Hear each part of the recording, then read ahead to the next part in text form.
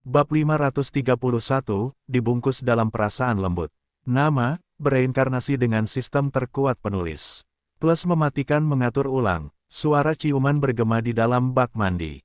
William merasakan desakan dalam ciuman Putri Sidoni, dan tahu bahwa ia telah mencapai batasnya. Ia kemudian memeluk tubuh halus dan menggoda itu saat kekuatan nafsu meluap dari dalam dirinya, mengirimkan getaran ke tulang punggungnya. Will, kumohon, pinta Putri Sidoni sambil menekan tubuh telanjangnya di atasnya. Meskipun bak mandi diisi dengan air dingin, panas di dalam tubuhnya terus membakar tanpa henti. Aku mengerti, jawab William sambil mencium keningnya. Half-elf itu kemudian mulai membelai tubuh sang putri untuk melepaskan nafsu terpendam yang telah terkumpul sejak ia pergi untuk menaklukkan Gua Meraj di kota Silverwind. Wanita cantik itu menyerahkan tubuhnya kepada kekasihnya, dan membiarkannya melakukan apapun yang diinginkannya. Sama seperti gatal di punggungnya yang tidak bisa digaruknya, Putri Sidoni merasakan frustrasinya meningkat saat William tidak ada. Melihat keadaannya saat ini membuat hati half-elf itu sakit, jadi dia menggunakan keahliannya untuk mencium, mengisap, menjilati, dan menggigit rasa gatal yang tidak dapat dijangkau sang putri. Tidak butuh waktu lama sebelum tubuh Putri Sidoni menggigil, saat kekasihnya membawanya ke puncak. Namun, sekali saja tidak cukup. Tidak mudah untuk memuaskan kekuatan nafsu, dan mereka berdua tahu itu. Sayang, ayo bawa ini ke kamar tidur, bisik Morgana di telinga William. Sekarang giliranku. Baiklah, jawab William dan menciumnya. Mereka saat ini berada di dalam villa yang terletak di Dungeon Atlantis. Sehari di dunia luar setara dengan 3 hari di dalam Dungeon. William berpikir akan lebih baik untuk menyerap semua keilahian yang meluap dari tubuh kekasihnya, untuk menstabilkan kondisinya sepenuhnya. Setelah mengeringkan diri dengan sihir, William duduk di tempat tidur, sementara Morgana berlutut di lantai di depannya. Setengah dari Putri Sidoni menundukkan kepalanya dan mencium bibir William dengan penuh kasih sayang. Jika orang lain melihatnya sekarang, mereka akan terkejut karena wanita cantik yang dipuja semua pria dan wanita di akademi itu, saat ini sedang melayani seorang half-elf dengan bibirnya yang menggoda. Meskipun kedua gadis itu masih belum berpengalaman, itu tidak menghentikan mereka untuk melakukan yang terbaik untuk membuat William merasa senang. Tidak butuh waktu lama sebelum remaja berambut merah itu mengeluarkan gerutuan lembut, sebelum melepaskan esensinya di dalam mulutnya. Morgana menghentikan semua tindakannya dan fokus untuk mengambil benih berharga William. Dia tidak berniat menyia-nyiakan setetes pun karena itu milik pria yang dia dan Putri Sidoni cintai. 2 menit kemudian, kedua kekasih itu berada di atas tempat tidur dan saling mencari kehangatan. Kekuatan nafsu terus-menerus diserap oleh permata di dada William, meredakan ketidaknyamanan yang dirasakan sang putri seiring berjalannya waktu. Meskipun mereka masih belum melewati batas terakhir, itu tidak menghalangi mereka untuk saling memuaskan cinta, melalui kata-kata dan tindakan. Beberapa jam kemudian, Putri Sidoni tidur dengan damai dalam pelukan William. Tubuhnya yang halus dan hampir sempurna, yang akan membuat pria dan wanita tergila-gila, berbaring di atas pria yang dicintainya, dan pria itu memeluknya erat, tidak mau melepaskannya. William menatap wajah kekasihnya yang sedang tidur. Dia menyadari bahwa berpisah dengannya untuk waktu yang lama akan menempatkannya dan orang-orang di sekitarnya dalam bahaya besar, jika kekuatannya tiba-tiba menyala di tempat yang salah, dan waktu yang salah. Sistem, bisakah kau membuatnya agar Sidoni dapat pergi ke wilayah 1000 binatang meskipun kita berjauhan, kurang dari itu mungkin, lebih besar dari, aku ingin kau mewujudkannya, kurang dari tentu saja, namun, untuk itu, tuan rumah harus membayar 50.000 poin dewa. Kita perlu mengubah Collar of Wisteria dan menambahkan titik jalan yang akan memungkinkannya terhubung ke Tousan Beast Domain, terlepas dari seberapa jauh kalian berdua terpisah. Lebih besar dari, William mengangguk, lakukan, kurang dari dimengerti, lebih besar dari, kurang dari mengurangi 50.000 poin dewa untuk menanamkan gerbang teleportasi mini di dalam Collar of Wisteria. Lebih besar dari, tanda hubung tanda hubung tanda hubung tanda hubung tanda hubung. Poin tersisa, 4.450.642. Tanda hubung tanda hubung tanda hubung tanda hubung tanda hubung. Kolar di leher Putri Sidoni bersinar, tetapi pemakainya saat ini tidak menyadari apa yang terjadi. Setengah menit kemudian, cahaya itu menghilang dan semuanya kembali normal. William menghela napas lega karena dengan fitur tambahan ini, kekasihnya akan dapat berteleportasi ke dalam Thousand Beast Domain-nya untuk mencari bantuannya jika keilahiannya tiba-tiba mulai lepas kendali. Half-elf itu mencium dahi putri yang sedang tidur sekali sebelum menutup matanya untuk tidur. Ia juga kelelahan karena stamina Putri Sidoni dan Morgana hampir menyaingi staminanya sendiri. Jelas, kedua gadis itu terlahir untuk bercinta, dan William menantikan hari ketika ia akhirnya akan menjadi satu dengannya. Tanda hubung tanda hubung tanda hubung tanda hubung tanda hubung. Kembali ke kamar Putri Sidoni di dalam asrama putri. Chiffon bersenandung saat ia menggosok tubuhnya dengan sabun. Ia belum mandi dengan benar sejak ia menjelajahi ruang bawah tanah bersama William, dan itu membuatnya merasa tidak nyaman. Setelah membersihkan tubuhnya dengan benar, ia mengenakan satu set pakaian baru yang telah dibeli Putri Sidoni untuknya, dan berbaring di atas tempat tidur untuk tidur. Dia juga tidak tidur nyenyak, jadi dia memanfaatkan kesempatan ini untuk mengejar ketinggalan. Ian berjanji akan menjemputnya agar mereka bisa makan malam bersama. Gadis kecil itu terkejut ketika putri kerajaan Kreator tiba-tiba menghilang dari atas tempat tidur. Chiffon ingin bertanya kepada William apa yang terjadi, tetapi William hanya berkata bahwa dia akan menjelaskannya nanti. Saat itu, William tampak khawatir, jadi dia memutuskan untuk tidak bertanya lebih jauh dan melihatnya pergi dengan tergesa-gesa. Ian juga menemani William untuk kembali ke asrama. Keduanya laki-laki, jadi mereka tidak mungkin tinggal di asrama perempuan untuk waktu yang lama. Kuharap mereka akan membawaku lagi saat mereka pergi ke ruang bawah tanah, pikir Chiffon sambil memeluk bantal Putri Sidoni. Aku tidak tahu bahwa menjelajahi ruang bawah tanah bersama orang lain begitu menyenangkan. Dia selalu sendirian hampir sepanjang waktu, dan menjauh dari orang-orang. Ketika William bertanya apakah dia ingin menemaninya ke ruang bawah tanah, dia langsung menjawab ya. Saat itu, dia hanya setuju karena dia tidak ingin kesepian. Chiffon tidak menyangka bahwa pada hari-hari bertarung di dalam penjara bawah tanah itu, dia akan merasakan hal-hal yang belum pernah dia rasakan sebelumnya. Ini bukan pertama kalinya dia melawan monster. Di benua iblis, bertarung adalah cara hidup. Namun, kali ini, dia tidak bertarung sendirian. Ada orang-orang yang memperlakukannya sebagai setara, dan William bahkan memegang tangannya hampir sepanjang waktu. Gadis kecil itu meletakkan tangannya di dadanya sambil merenungkan dari mana sumber kehangatan yang dia rasakan di dalam dadanya. Dia berharap, dengan sepenuh hatinya, akan ada lebih banyak kesempatan di mana dia akan mengalami perasaan ini lagi. Aku tidak ingin sendirian lagi, kata Chiffon lembut saat perasaan lembut itu menyelimuti tubuhnya yang dingin. Dia telah sendirian untuk waktu yang sangat lama, dan merindukan kehangatan seseorang yang akan tinggal di sisinya. Selamanya apa kau sudah mendengar beritanya? Mereka bilang ada yang memecahkan rekor akademi dalam peringkat individu. Ya, menurut kelas 5, Pangeran Jason telah memecahkan rekor yang dibuat oleh pangeran pertama. Yang mulia benar-benar anak ajaib. Aku yakin semua gadis di kelasnya menatapnya dengan penuh kekaguman. Bukankah memang selalu begitu? Kuharap mereka segera mengumumkan hasilnya. Haruskah mereka membuat kita semua penasaran? Aku ingin melihat kelas mana yang bisa mendapatkan poin tertinggi tahun ini. Kenapa kau terburu-buru? Apa kau bertaruh dengan seseorang? Ya, aku bertaruh dengan siswa kelas 3 dari kelas F. Si tolol itu bilang mereka akan mendapat peringkat pertama tahun ini, jadi aku setuju untuk bertaruh. Beruntung sekali, kau dapat uang dengan mudah, bro.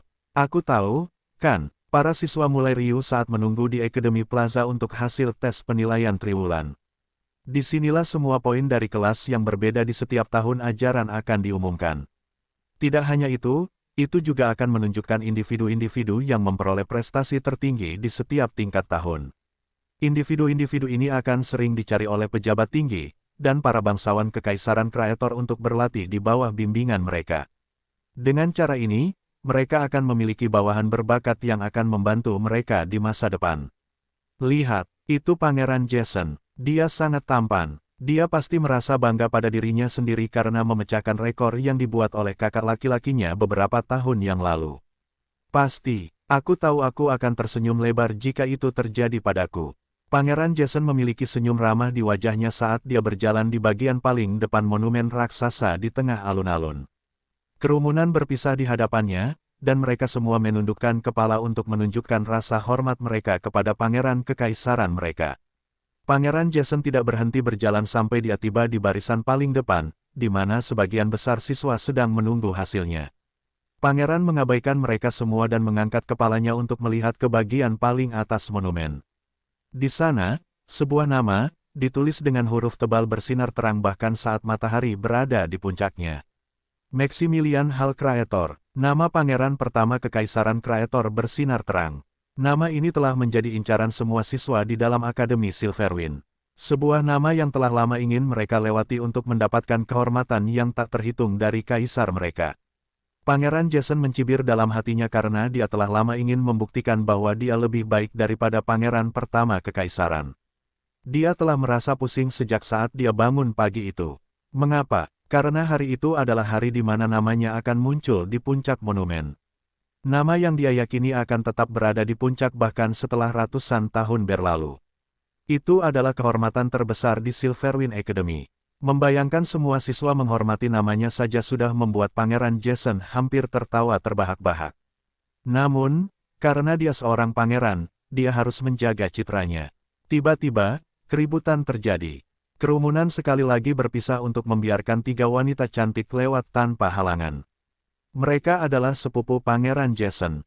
Kaisar Leonidas memiliki 3 putra dan 2 putri. Saat ini, ketiga putranya bersaing untuk mendapatkan tahta. Kaisar saat ini sudah tua, dan dia juga telah mengumumkan bahwa dia hanya akan tetap menjabat selama 2 tahun sebelum menyerahkannya kepada salah satu putranya. Tidak ada yang tahu kepada siapa kaisar bersandar, tetapi pertempuran antara ketiga bersaudara itu terjadi dalam bayang-bayang. Meskipun anak-anak mereka tidak berkecimpung dalam politik, prestasi para pangeran dan putri muda juga akan memberi orang tua mereka dorongan popularitas yang sangat dibutuhkan jika mereka berprestasi di dalam akademi. Jadi, Anda di sini, kakak Jason, salah satu wanita cantik dengan rambut pirang panjang dan mata abu-abu berkata sambil tersenyum. Tatapan matanya melembut saat ia menatap kakaknya yang selama ini ia cintai secara diam-diam. Vanessa, lama tak berjumpa, jawab Pangeran Jason sambil mengangguk. Kakak Hannah, kakak Amanda, saya berdoa semoga kalian berdua baik-baik saja. Baik-baik saja, jawab Putri Hannah. Ujian penilaian tahun ini cukup kompetitif. Apakah Anda berhasil mendapatkan beberapa poin bagus, sepupu? Pangeran Jason menyilangkan lengan di dada dan tersenyum misterius kepada sepupunya. Saya rasa saya berhasil mendapatkan beberapa poin bagus. Hei gelombang, Putri Amanda terkekeh saat melihat sepupunya yang menatap balik ke arah mereka dengan senyum percaya diri. Ada rumor yang beredar bahwa Anda telah mengalahkan rekor kakak Maximilian. Seberapa benar rumor ini? Pangeran Maximilian adalah saudara kandung Putri Amanda. Keduanya memiliki hubungan yang sangat baik satu sama lain, dan selalu saling menjaga. Melihat ada yang mengancam posisi kakaknya, Putri Amanda merasa cemas dalam hatinya. Pangeran Jason tidak menjawab dan hanya tersenyum pada sepupunya. Ia berusaha sebisa mungkin untuk tidak menyombongkan diri di depan mereka, karena ia ingin melihat ekspresi wajah mereka saat namanya muncul di atas monumen. Kau tampak sangat puas hari ini, sepupu. Sebuah suara yang dalam dan percaya diri terdengar di telinga Pangeran Jason, dan ia mengepalkan tinjunya sebelum melihat ke arah asal suara itu. 4 remaja laki-laki tampan berjalan dengan anggun, yang membuat wajah para wanita di alun-alun memerah karena gembira. Mereka adalah 4 pangeran muda dari kerajaan Creator, dan mereka semua berkumpul untuk melihat hasil pemeringkatan. Apakah aku terlihat sombong sekarang? Pangeran Jason bertanya kepada pangeran pertama kerajaan Creator yang telah dianggapnya sebagai saingannya. Sangat, jawab Pangeran Maximilian. Aku bisa melihat hidungmu dari balik asrama kelas 7. Sepertinya rumor yang beredar itu ada benarnya.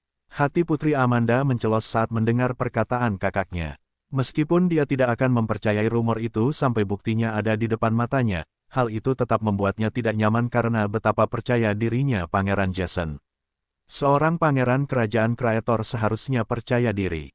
Pangeran Jason mengangkat bahu. Jika kita bahkan tidak bisa melakukan itu, maka kita tidak akan cocok untuk posisi yang diberikan kepada kita. Benar, kan, sepupu? Benar, jawab Pangeran Maximilian sambil meletakkan tangannya di belakang punggungnya. Tidak ada lagi kata-kata yang diucapkan di antara kedua pangeran itu. Ketegangan samar menggantung di udara saat kerumunan yang gaduh tadi mulai tenang. Entah mengapa, sangat sulit bagi mereka untuk berbicara karena kehadiran keluarga kerajaan menekan mereka seperti gunung. Beberapa menit kemudian, bel akademi mulai berbunyi. Percikan itulah yang membuat semua orang melihat monumen itu pada saat yang bersamaan. Monumen hitam raksasa itu tiba-tiba hidup kembali saat nama-nama yang telah ditulis di sana beberapa bulan yang lalu menghilang, dan digantikan dengan yang baru.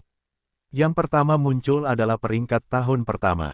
Kemudian segera diikuti oleh tahun kedua lalu tahun ketiga, dan seterusnya, dan seterusnya. Bibir Pangeran Jason melengkung membentuk senyum ketika dia melihat namanya muncul di tempat pertama dalam peringkat individu divisi tahun kelima. Perubahan pada monumen itu terjadi secara bertahap. Masih butuh beberapa detik sebelum mencapai puncak monumen tempat nama Pangeran Maximilian bersinar dalam huruf emas tebal. Pangeran Jason mengepalkan tinjunya saat dia menunggu namanya muncul di atas. Senyumnya semakin lebar ketika nama sepupunya yang lebih tua perlahan memudar dari atas monumen. Era saya telah tiba, renung Pangeran Jason. Kali ini, kalian semua akan mengagumi saya. Setiap siswa di alun-alun juga menyadari perubahan yang terjadi di puncak monumen. Mereka semua menunggu dengan napas tertahan saat nama baru muncul di tempat yang disediakan untuk seseorang yang telah memecahkan rekor akademi sebelumnya.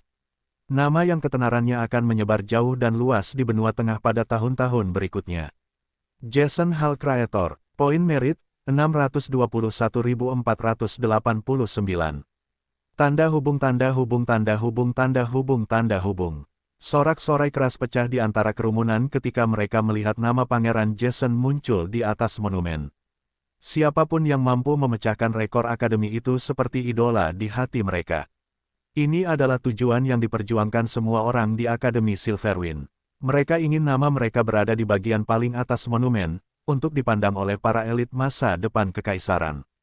Pangeran kelima Kekaisaran Kreator menghadap kerumunan dan memberi mereka busur pangeran yang dipenuhi dengan karisma. Wajah Putri Vanessa memerah ketika dia melihat nama kekasihnya di atas monumen. Dia melirik pangeran yang tampan, dan buru-buru menutupi bagian bawah wajahnya dengan kipas, untuk mencegah siapapun melihat senyum manis di wajahnya. Pangeran Maximilian tidak melihat ekspresi puas sepupunya saat tatapannya tetap terpaku pada nama di atas monumen. Bodoh, Pangeran Maximilian mencibir dalam hati. Sebagai pangeran pertama Kekaisaran Kreator, ia mengetahui informasi rahasia yang tidak mudah diakses oleh publik. Karena itu masalahnya, ia sudah tahu bahwa rekornya telah dipecahkan. Namun, rekor itu tidak hanya dipecahkan oleh satu orang. Itu dipecahkan oleh dua orang. Monumen hitam raksasa menunjukkan hal-hal dalam urutan yang tepat. Karena Pangeran Jason telah memecahkan rekornya terlebih dahulu, maka nama sepupunya akan muncul di monumen itu, meskipun sekilas. Yang ditunggu Pangeran Maximilian adalah saat ketika kebahagiaan sepupunya yang sombong itu akan runtuh. Setelah memberi hormat kepada para siswa, Pangeran Jason memperhatikan bahwa pangeran pertama Kekaisaran Kreator masih menatap namanya di atas monumen itu. Rasa superioritas berkembang di dalam dadanya saat ia berjalan menuju pangeran pertama yang selalu berdiri di depannya selama beberapa tahun terakhir. Sepupu, aku beruntung kali ini, kata Pangeran Jason sambil tersenyum. Kuharap kau tidak keberatan. Aku tidak keberatan, kata Pangeran Maximilian. Kau melakukannya dengan baik dengan memecahkan rekorku. Ini adalah sikap yang tepat yang seharusnya dimiliki seorang pangeran. Sepupu, ayo kita pergi ke Whispering Wind Tavern nanti. Minumannya aku yang bayar. Aku akan menerima tawaranmu, sepupu. Pastikan kau tidak membuatku menunggu. Tentu saja, Pangeran Jason terkekeh sambil mencibir pangeran pertama dalam hati. Kau benar-benar tahu cara berpura-pura, Pangeran Jason mengejek Pangeran Maximilian dalam hatinya. Mari kita lihat berapa lama kau bisa mempertahankan kepura-puraanmu itu, sepupuku tersayang. Yang tidak diketahui Pangeran Jason adalah bahwa pangeran pertama Kekaisaran Kreator sudah tertawa dalam hati. Pangeran Maximilian sudah menyadari bahwa nama sepupunya mulai memudar dari atas monumen.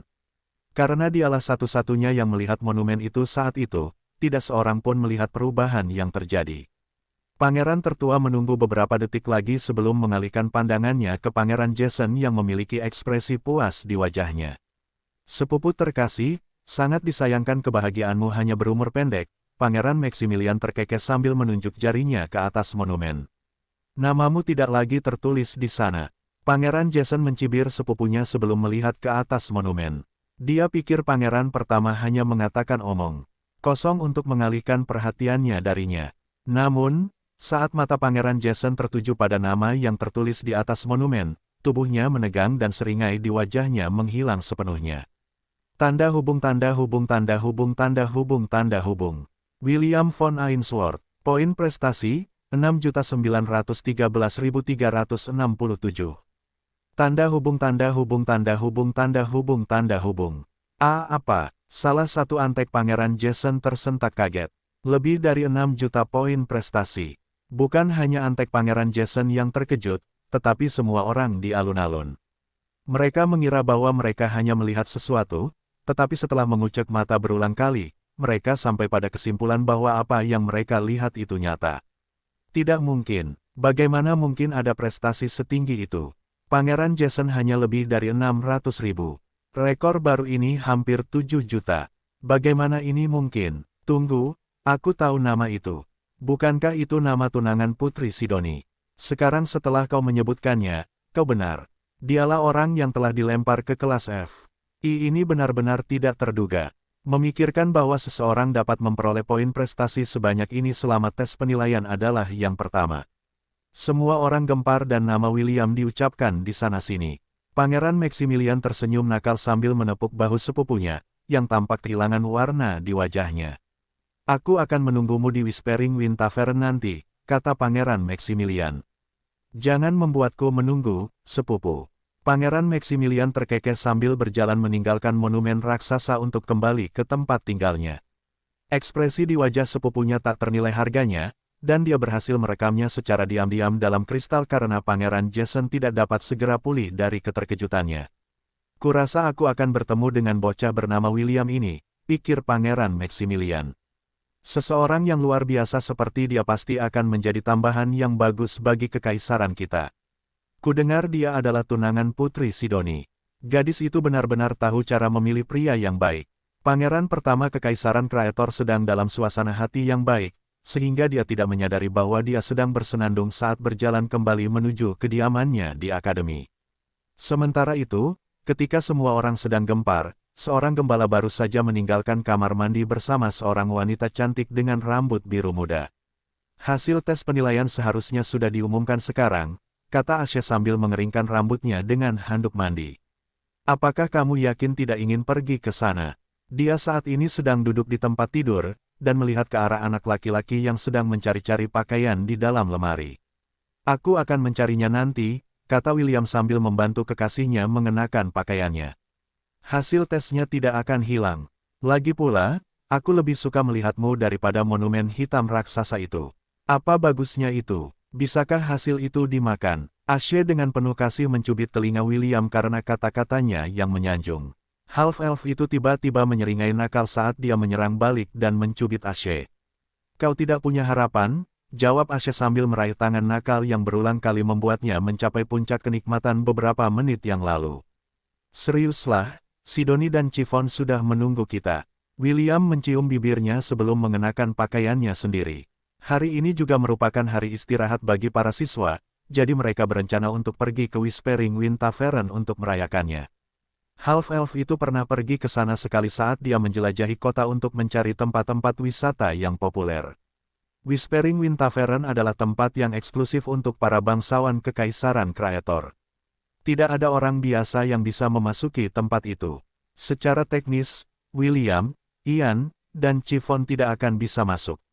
Untungnya, Putri Sidoni terkenal di akademi, dan di kota Silverwind. Akan mudah bagi mereka untuk memasuki kedai itu karena mereka akan bertindak sebagai rombongan putri. Selain itu, William, Ashe, dan Putri Sidoni ingin membiarkan Chiffon mengalami sesuatu yang belum pernah dialaminya sebelumnya. Half-elf itu bertanya kepada gadis kecil itu apakah dia pernah minum di kedai sebelumnya, dan yang terakhir dengan tegas menggelengkan kepalanya. Ketika William bertanya apakah dia ingin mencoba pergi ke sana, Chiffon menganggukkan kepalanya seperti ayam betina yang mematuk nasi.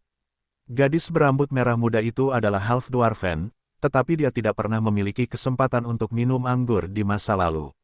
Menurut informasi yang diperoleh William dari sistem, kurcaci memiliki toleransi alkohol yang tinggi. Sedangkan untuk Ashe, William sudah tahu seperti apa keadaannya setelah minum beberapa gelas anggur.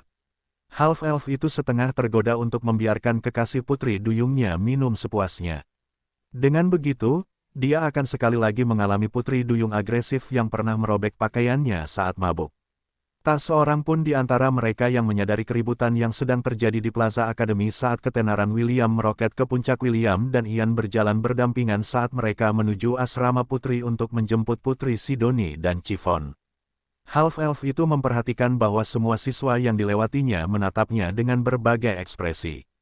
Beberapa menatapnya dengan kagum, iri, dan cemburu, tetapi tidak ada dari mereka yang memandang rendah dirinya seperti yang mereka lakukan seminggu yang lalu.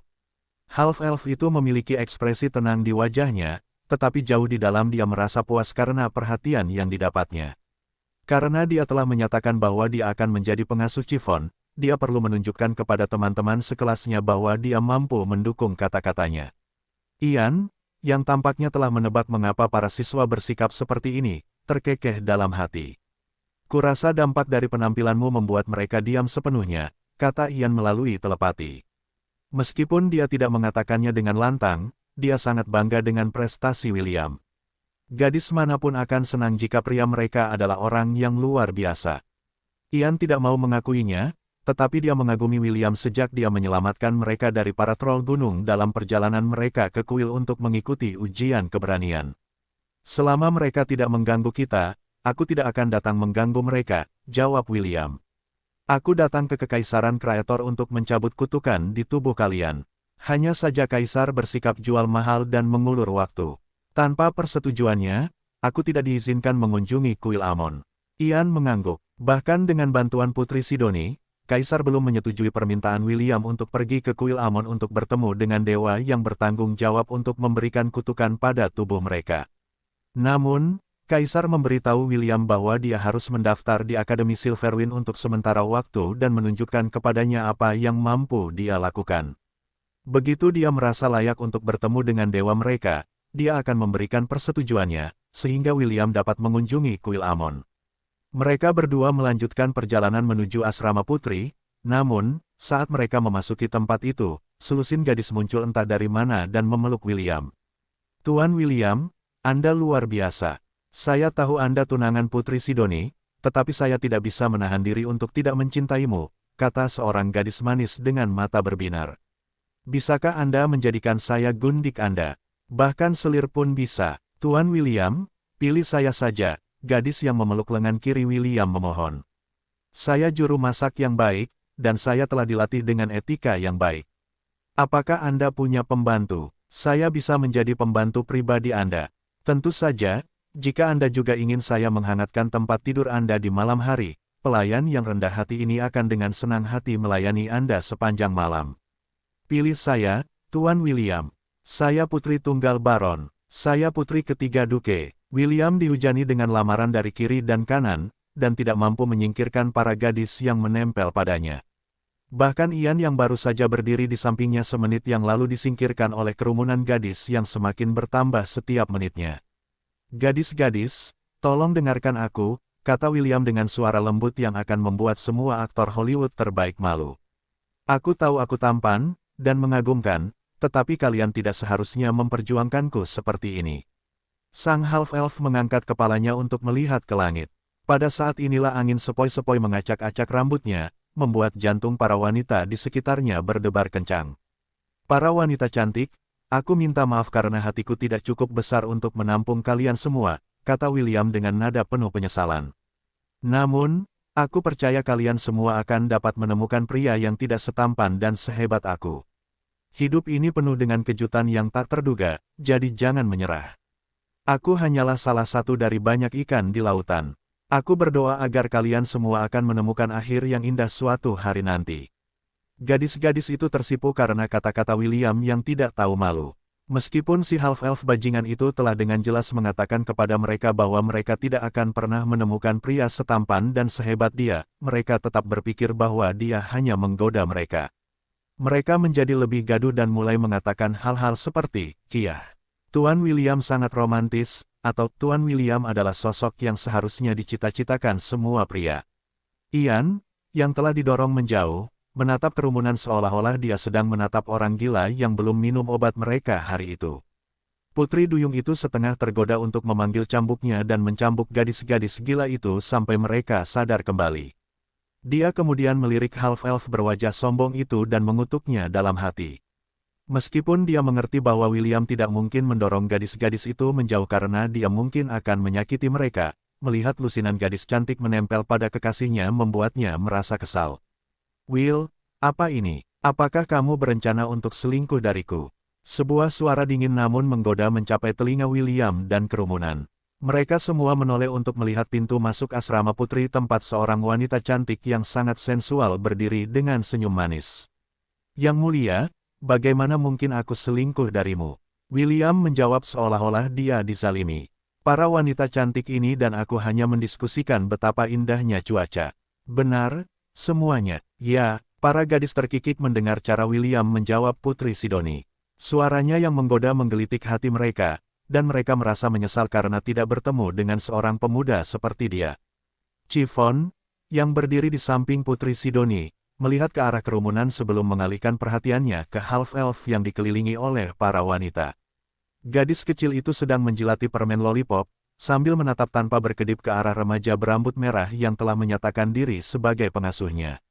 Untuk sesaat, sesuatu berkelebat di kedalaman matanya yang jernih dan indah. Itu tidak berlangsung lama dan langsung menghilang di detik berikutnya. Namun, kakinya tanpa sadar melangkah maju. Sebelum dia menyadarinya, dia sudah berjalan ke arah William. Gadis-gadis yang melihat Chiffon berjalan ke arah mereka segera mundur. Chiffon terkenal sebagai pemakan sampah, dan tidak ada wanita bangsawan yang ingin berada di dekatnya. Mereka takut jika mereka menghirup udara yang sama di sekitarnya, mereka akan menghirup bau sampah yang biasa dimakannya. Berkat pencegahan Chiffon, gadis-gadis yang berpegangan pada William buru-buru mundur, meninggalkan half-elf sendirian. Si rakus kecil mengulurkan tangannya dan memegang tangan kiri William. Dia tidak mengatakan apa-apa dan hanya menjilati permen lollipop di dalam mulutnya. Chiffon tidak mengerti mengapa, tetapi saat dia memegang tangan William, permen lollipop di dalam mulutnya tiba-tiba terasa lebih manis dibandingkan sebelumnya. Putri Sidoni menggelengkan kepalanya saat dia juga berjalan menuju William. Half-elf itu kemudian menekuk lengannya untuk membiarkan putri yang cantik itu memegangnya. "Bagaimana kalau kita pergi?" tanya William. Putri Sidoni tidak mengatakan apa-apa. Sebaliknya, dia mengulurkan tangan untuk memegang bagian belakang kepala William dan menariknya mendekat padanya. Tepat di depan semua gadis di pintu masuk asrama putri, Putri Sidoni mencium bibir William. Half-elf itu terkejut dengan tindakan sang putri, tetapi menuruti keinginan kekasihnya. Keduanya berciuman, dan berciuman lagi, membuat gadis-gadis yang melihat mereka tersipu karena kegembiraan dan antisipasi. Setelah beberapa saat, ciuman mereka akhirnya berakhir. Putri Sidoni bersandar di dada William, sementara William melingkarkan lengan kanannya di punggungnya. "Ayo pergi, sayang," kata Putri Sidoni. "Sudah waktunya untuk kencan kita." William mengangguk sambil menuntun Chiffon dan Putri Sidoni keluar dari gerbang asrama putri. Ian mengikuti mereka tanpa sepatah kata pun seperti seorang pengikut. Dia sudah bersenang-senang dengan William sebelumnya, jadi dia tidak keberatan membiarkan Putri Sidoni mendapatkan gilirannya.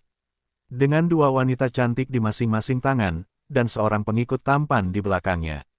Half-elf itu memasuki gerbang teleportasi yang akan membawa mereka ke kota Silverwind. Tujuan mereka, Whispering Wind Tavern, tempat para siswa bangsawan berkumpul untuk bersenang-senang, dan bergosip tentang kejadian-kejadian terkini yang terjadi di dalam akademi. Terletak di lantai atas kedai, Pangeran Jason, bersama dengan anggota keluarga kerajaan kreator lainnya berkumpul. Mereka duduk di meja khusus untuk mereka, sementara teman-teman mereka duduk di meja di sekitar mereka. Suasananya sangat ramai karena para siswa saat ini sedang dalam suasana pesta. Ujian penilaian mereka baru saja berakhir, dan mereka semua ingin bersenang-senang, sementara sekolah masih libur. Semua orang tersenyum, tetapi di antara mereka, seorang pangeran tertentu sedang mendidih di dalam hatinya. Half-elf terkutuk, Pangeran Jason mengutuk dalam hati. "Mengapa kau selalu menghalangi jalanku? Kau seharusnya tinggal di pedesaan, dasar rakyat jelata." Pangeran Jason membenci William sejak dia memasang Collar of Wisteria di leher Putri Sidoni. Dia juga melihat cara putri cantik itu memandang half-elf dan itu memenuhi hatinya dengan kecemburuan dan iri hati. Tanpa sepengetahuan Pangeran Jason, pangeran pertama Kekaisaran Kreator mengamati setiap tindakannya dengan cara yang halus. Pangeran Maximilian bukanlah seorang yang suka merencanakan, tetapi dia adalah orang yang cerdas. Dia tahu kapan harus menyerang, dan kapan harus bertahan. Dia hanya menunggu saat yang tepat untuk menyerang dan memastikan bahwa targetnya tidak akan mampu pulih dari pukulan dahsyat yang telah dia persiapkan. Kalian berdua benar-benar membuat keributan di sana, kata Ian saat mereka menaiki kereta yang akan membawa mereka ke Whispering Wind Tavern. Apakah itu benar-benar perlu, Putri? Putri Sidoni, yang saat ini sedang menyandarkan kepalanya di bahu William, tersenyum manis pada Ian. Tentu saja perlu, jawab Putri Sidoni. Aku perlu memastikan bahwa para bangsawan itu tahu bahwa Will adalah kekasihku. Dengan begitu, akan menghalangi mereka yang berniat untuk menyentuhnya. Benar begitu, Will. William bersenandung saat menyetujui kata-kata kekasihnya. Saat ini, dia sedang sibuk dengan Putri dan Ashe. Menambahkan selusin gadis bangsawan cantik ke dalam daftar kekasihnya bukanlah bagian dari alasan mengapa dia datang ke Kekaisaran Kreator. Meskipun apa yang dilakukan Putri Sidoni sangat berani, dan tak terduga, itu juga sangat efektif. Ketika berita tentang kemesraan mereka di depan umum menyebar di dalam akademi, para wanita bangsawan mungkin akan mundur, karena takut membuatnya marah. Chiffon, yang memegang tangan kiri William, menjilati lollipop di tangannya dalam diam. Dia tidak ikut berbicara dan hanya mendengarkan. Baginya, berada di dekat half-elf sudah cukup. Karena William telah menyatakan bahwa dia akan menjadi pengasuhnya, gadis kecil itu memutuskan untuk tetap dekat dengannya untuk menghindari tatapan mengejek dan menghina yang selalu ditujukan kepadanya, setiap kali dia berjalan di sekitar akademi. Beberapa menit kemudian, kereta akhirnya tiba di tempat tujuan mereka. Seorang staf yang sangat antusias menyambut Putri Sidoni dan secara pribadi membimbingnya, dan rombongannya menuju lantai atas, di mana akomodasi mewah untuk para bangsawan tingkat tinggi kekaisaran telah menunggu mereka. Hari ini tampaknya menjadi hari yang istimewa, yang mulia, kata staf itu sambil tersenyum. Selain kehadiran Anda, para pangeran dan putri kekaisaran lainnya juga ada di sini. Putri Sidoni tersenyum ketika dia memberitahu staf bahwa hari ini memang hari yang istimewa. Namun, dia tidak membocorkan detail apapun dan bertindak misterius. Anggota staf itu tahu lebih baik daripada mencari informasi dari keluarga kerajaan, jadi dia tidak bertanya lebih jauh. Silakan nikmati masa tinggal Anda, yang mulia, kata anggota staf itu sambil membuka pintu mewah.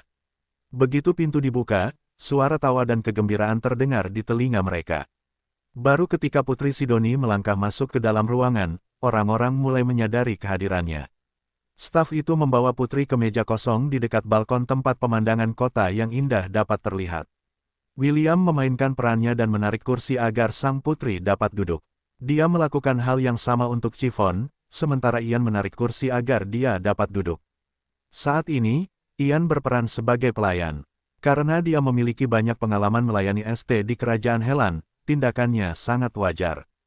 Para bangsawan yang tadinya ribut menjadi sedikit tenang saat mereka mengobrol sambil memperhatikan putri cantik dan kekasihnya, yang saat ini menjadi top ranker di seluruh akademi. Putri Sidoni dan William tidak memperhatikan mereka dan memberikan pesanan mereka kepada pelayan. Setelah pelayan pergi, tempat itu kembali ke suasana yang semarak, tetapi semua orang masih mendengarkan gosip menarik yang mungkin dilontarkan Putri Sidoni dan William saat mereka mengobrol di dalam tavern. Pangeran Jason mengepalkan tinjunya dari bawah meja sambil menatap William. Putri Vanessa yang selalu memperhatikan pangerannya mengikuti tatapannya. Saat itulah dia melihat William dan Putri Sidoni berbicara santai satu sama lain. Sebagai anggota keluarga kerajaan, dia tahu tentang half-elf yang telah melakukan perjalanan ke kekaisaran mereka sebagai bagian dari rombongan Putri Sidoni. Dia juga menyadari bahwa kerah yang dikenakan putri cantik itu berasal dari William juga. Meskipun half-elf itu memang tampan, Putri Vanessa hanya memiliki Pangeran Jason di hatinya. Sang putri juga merasa sedikit cemburu pada Putri Sidoni. Ia tidak dapat menghitung berapa kali ia bermimpi bahwa sepupu kesayangannya itu akan memasangkan kalung di lehernya, dan menjadikannya sebagai istrinya. Sayangnya, ia tidak memiliki keberanian untuk menceritakan mimpinya ini kepada siapapun, karena takut mereka akan menertawakannya karena telah mengincar bulan. Sepupu, bisakah kau ceritakan lebih banyak tentang pemuda itu, William? Pangeran Maximilian bertanya kepada Pangeran Jason, yang sedang menatap William dengan ekspresi tenang di wajahnya. Dia tidak lebih dari seorang penggembala yang menggembalakan kambing dan domba di pedesaan, jawab Pangeran Jason. Tidak ada yang istimewa tentangnya. Benarkah kau menyebut seseorang yang berhasil mendapatkan lebih dari 6 juta poin merit sebagai tidak istimewa? Pangeran Maximilian terkekeh. Jika tidak ada yang istimewa tentangnya, maka kita berdua hanyalah kerikil di tanah. Sepupu terkasih, kurasa penilaianmu dikaburkan oleh kecemburuan saat ini. Pangeran Jason dengan paksa mengalihkan pandangannya dari William dan mengalihkannya ke pangeran pertama Kekaisaran Kreator. Dia tahu bahwa Pangeran Maximilian hanya memprovokasi dia, jadi dia memutuskan untuk menunjukkan kepadanya bahwa dia bukanlah seseorang yang bisa diinjak-injak dengan mudah olehnya. Apa maksudmu dengan itu, sepupu? Tanya Pangeran Jason. Pangeran Maximilian tersenyum saat dia bertemu pandang dengan sepupunya langsung. Kamu jatuh cinta dengan sepupu kita, Putri Sidoni, apakah kamu akan menyangkalnya? Vanessa merasakan dadanya sesak saat mendengar kata-kata Pangeran Maximilian. Meskipun kemungkinan ini telah terlintas di benaknya di masa lalu, dia membuangnya begitu saja. Mengapa? Itu karena kerah di leher Putri Sidoni. Keluarga kerajaan Kreator memiliki adat bahwa setiap anggota keluarga kerajaan yang diberi kerah akan menjadi kekasih seumur hidup orang yang memberikannya kepada mereka.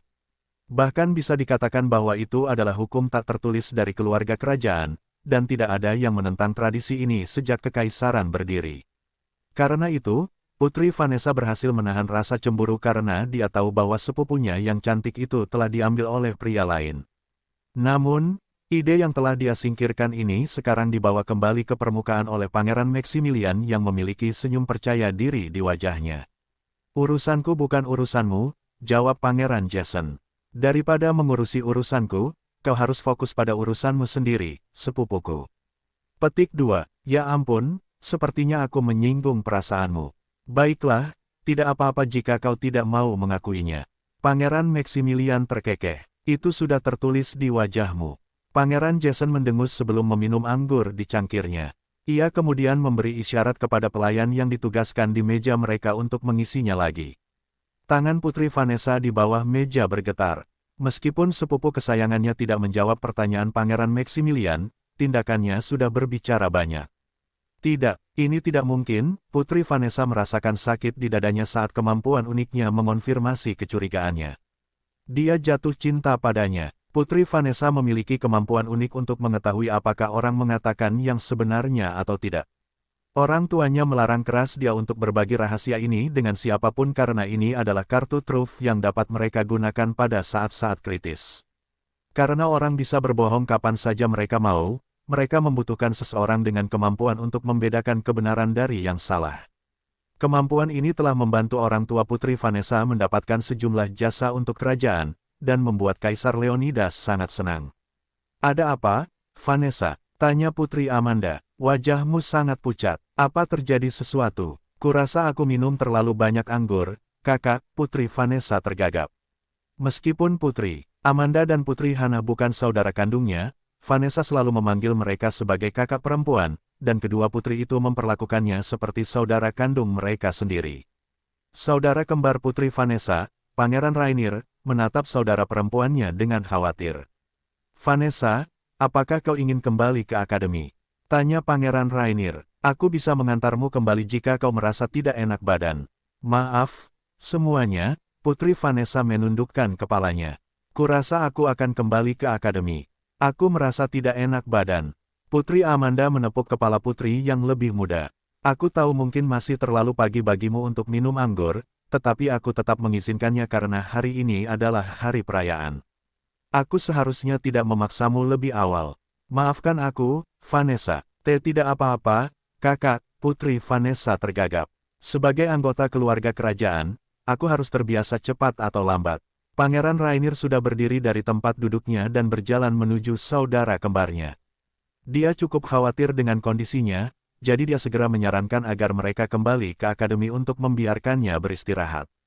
Si kembar meninggalkan kedai, ditemani oleh para pengikut mereka. Kepergian mereka yang tiba-tiba tidak mengurangi kemeriahan suasana sekitar, karena Putri Vanessa dan Pangeran Rainier selalu bersikap rendah hati. Mereka tidak seperti Pangeran Maximilian atau Pangeran Jason yang dikagumi generasi muda karena prestasi yang telah mereka raih di usia mereka. Bagi mereka, si kembar hanyalah bagian dari keluarga kerajaan Kreator dan tidak ada yang lain. Daripada melihat apa yang tidak bisa kau dapatkan, mengapa tidak melihat orang yang hanya memperhatikanmu? Pangeran Maximilian bergumam. Meskipun ia tampak hanya mengatakan hal-hal acak, Pangeran Jason mengerti bahwa kata-kata pangeran pertama ditujukan kepadanya. Pangeran Jason berpura-pura tidak mendengar kata-kata Pangeran Maximilian dan berdiri dari meja. Ia kemudian berjalan menuju meja William dan Putri Sidoni, sambil membawa cangkir anggur di tangannya. Jelas, ia tidak puas dengan cara keduanya mengobrol satu sama lain, dan ia bermaksud untuk menghentikannya dengan paksa jika ia harus melakukannya di dalam istana kerajaan Kreator. Kau sudah banyak memujinya sejak kau kembali ke kekaisaran ini, kata Kaisar Leonidas. Awalnya kupikir kau hanya melebih-lebihkan. Tapi sekarang, aku mulai berpikir bahwa pujianmu memang pantas. Efeksius, Grand Archmage dari kekaisaran Kreator, menundukkan kepalanya dengan hormat. Yang mulia, bocah itu adalah seseorang yang harus kita bawa ke pihak kita.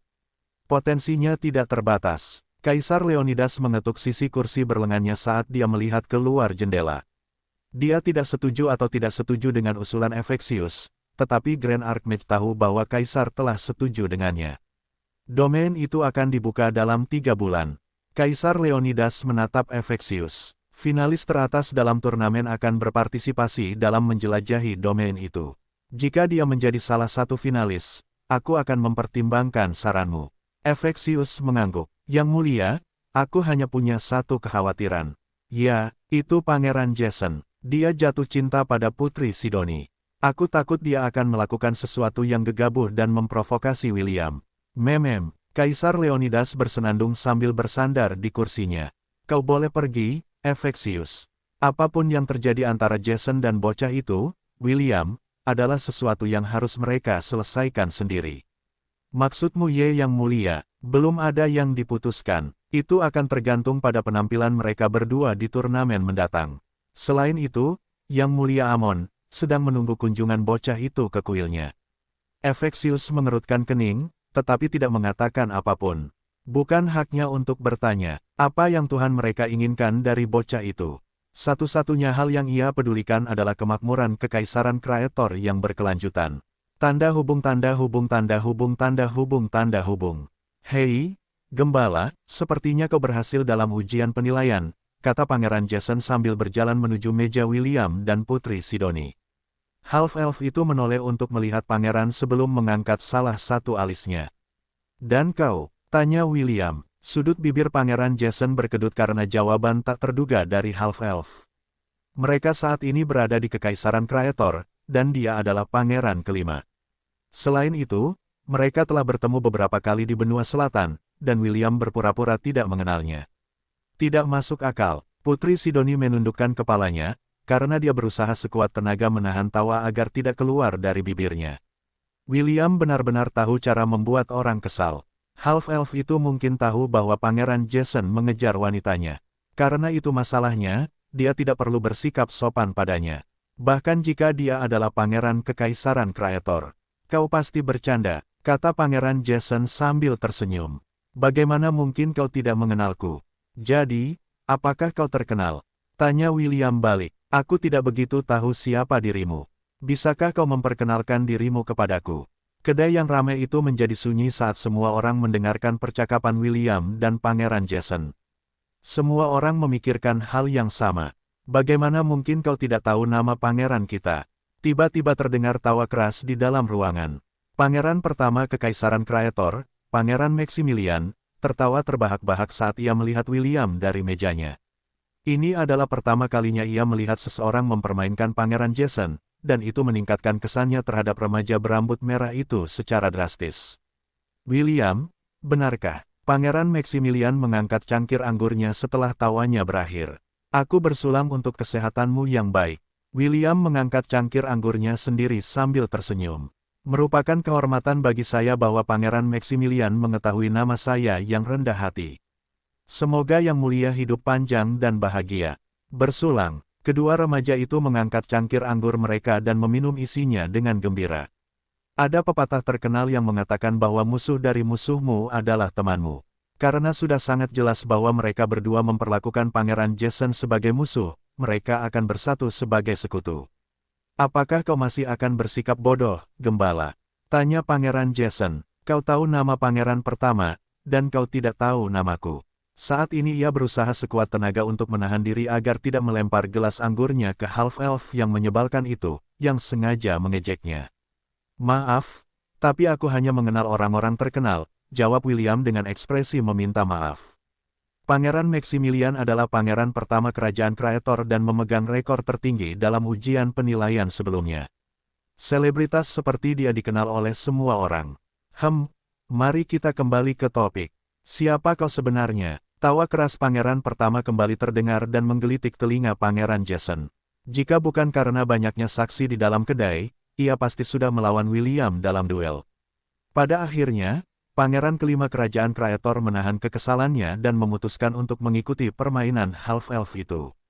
Dengar, aku adalah pangeran kelima kekaisaran Kraetor, kata Pangeran Jason dengan nada menghina. Jason Hal Kraetor, Chiffon, kau seharusnya makan lebih banyak sayuran, daripada hanya makan daging. William meletakkan beberapa batang wortel di piring Chiffon, sementara yang terakhir menganggukkan kepalanya dengan patuh. Aku ingin kau tumbuh menjadi wanita cantik di masa depan, jadi kau perlu makan makanan yang seimbang. Kau mengerti, ya, kakak, jawab Chiffon. Aku akan melakukan apa yang kau katakan. Gadis baik, siapa namamu tadi? Tanya William sambil mengalihkan perhatiannya kembali ke Pangeran Jason, yang tangannya sudah memegang gagang belatinya. Dasar bajingan, berhenti main-main, teriak Pangeran Jason dan auranya meledak di sekelilingnya. Hembusan angin kencang menerbangkan meja-meja di dekatnya, termasuk meja para bangsawan, yang menyaksikan kejadian itu dengan wajah tercengang. Pangeran kelima hendak menerjang ke arah William untuk menghajarnya habis-habisan, tetapi dua orang mencengkeram kedua lengannya dan menahannya di tempat. Sepupu, kendalikan dirimu, Pangeran Maximilian memperingatkan sambil memegang erat lengan kanan Pangeran Jason. Ingat di mana kita berada. Jika berita ini menyebar, reputasimu akan hancur. Pangeran ketiga dari kerajaan Kraetor, Kevin Hal Kraetor, mencengkeram lengan kiri Pangeran Jason untuk mencegahnya membuat keributan yang lebih besar. Dia benar, sepupu, komentar Pangeran Kevin. Jika Kaisar mengetahui hal ini, kau mungkin akan dihukum karena membahayakan nyawa para bangsawan lainnya. Pangeran Kevin telah menempatkan lingkaran sihir di sekitar mereka bertiga untuk mencegah siapapun mendengarkan percakapan mereka.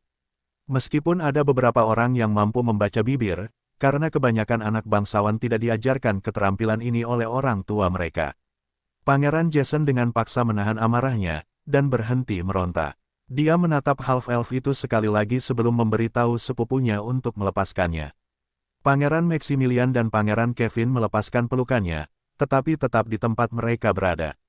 Meskipun mereka ingin melihat Pangeran Jason mempermalukan dirinya sendiri, itu akan berdampak buruk bagi mereka jika berita tentang amukan Pangeran kelima sampai ke telinga Kaisar dan orang tua mereka. Karena mereka berada di tempat kejadian, mereka berkewajiban untuk menghentikan tindakan sembrono Pangeran Jason demi menjaga martabat keluarga kerajaan. Tidak melakukan apapun pasti akan membuat Kaisar kecewa pada mereka, dan ini adalah sesuatu yang tidak mereka inginkan terjadi. Pangeran Jason berbalik untuk meninggalkan kedai sebelum dia benar-benar kehilangan kendali atas akal sehatnya yang tersisa. Para anteknya buru-buru mengikutinya dari belakang, tetapi tidak ada dari mereka yang berani berbicara dengannya, atau berjalan di dekatnya. Hanya orang bodoh yang akan melakukan itu, dan mereka bukanlah orang bodoh. Anda benar-benar hebat, Sir William. Puji Pangeran Maximilian. Aku sudah mendengar banyak hal hebat tentangmu. Pahlawan yang telah melindungi kerajaannya dari invasi peri, benar-benar pria sejati di zaman ini. Aku berharap bisa menjadi seseorang sepertimu. Hahaha, kau terlalu banyak memujiku, Yang Mulia, jawab William sambil menggaruk kepalanya. Silakan memujiku lebih banyak lagi. Sudut bibir Pangeran Maximilian dan Pangeran Kevin berkedut setelah mendengar jawaban William. Pangeran pertama berpikir bahwa ia dapat menyelesaikan konflik dengan memuji remaja berambut merah itu. Namun, ia meremehkan sifat William yang tidak tahu malu. Orang yang tidak tahu malu. Itulah yang ada di pikiran semua orang di ruangan itu, termasuk dua pangeran, yang sekarang menyesali tindakan mereka sebelumnya menghentikan Pangeran Jason menghajar William habis-habisan. Putri Sidoni dan Ian saling berpandangan sementara tubuh mereka gemetar karena berusaha menahan tawa. Di sisi lain, Chiffon sedang sibuk memakan wortel yang diberikan William. Meskipun dia lebih suka memakan lollipop William, makanan apapun di antaranya tidak masalah baginya. Big Brother memang baik, pikir Chiffon sambil melihat half-elf yang sekarang menaruh beberapa potong daging di piringnya. Apakah seperti ini rasanya memiliki Big Brother? Chiffon memiliki kakak laki-laki dan perempuan. Namun, mereka tidak memedulikannya. Mereka selalu menghindarinya, dan bahkan tidak ingin berada di tempat yang sama dengannya. Saat dia mengenang pikiran-pikiran yang menyedihkan ini, dia merasakan sebuah tangan mengusap bagian atas kepalanya. Ada apa? Kamu tidak lapar lagi? Tanya William dengan nada menggoda. Chiffon mendongak menatap half-elf yang menatapnya dengan tatapan lembut. Tiba-tiba sebuah pikiran muncul di benaknya saat jantungnya berdetak kencang di dalam dadanya. Aku ingin tahu seperti apa rasa Big Brother, pikir Chiffon. Apakah dia akan semanis lollipop yang dia berikan padaku setiap hari, atau akan lebih manis? Gadis kecil itu tidak tahu jawaban atas pertanyaannya. Dia berharap suatu hari, dia akan bisa mencicipinya. Rasa half-elf yang saat ini menepuk kepalanya sambil tersenyum, seminggu berlalu setelah ujian penilaian dan keadaan akhirnya kembali tenang di dalam akademi. Namun, setelah hasil ujian keluar, hal itu membawa perubahan yang luar biasa pada kelas tertentu dari divisi tahun ketiga. Lihat, ini Triple S. Sialan, orang-orang ini lagi. Hanya karena mereka menjadi kelas teratas, mereka mulai menjadi sombong. Beraninya bajingan-bajingan ini. Stanley, pemimpin kelompok itu berjalan dengan sombong sambil mengangkat kepalanya tinggi-tinggi. Stefan dan Scott berjalan di sampingnya dan kedua anak laki-laki itu tersenyum. Kau mendengarnya? Stanley bertanya dengan suara yang cukup keras untuk didengar oleh para siswa. Ya, Scott terkekeh. Itu suara pecundang yang sakit hati. Para siswa yang mendengar kata-kata mereka merasa marah karena para pecundang di masa lalu sekarang berlagak sombong. Diam, Scott, salah satu siswa kelas C berteriak. Kau hanya beruntung karena tunangan putri.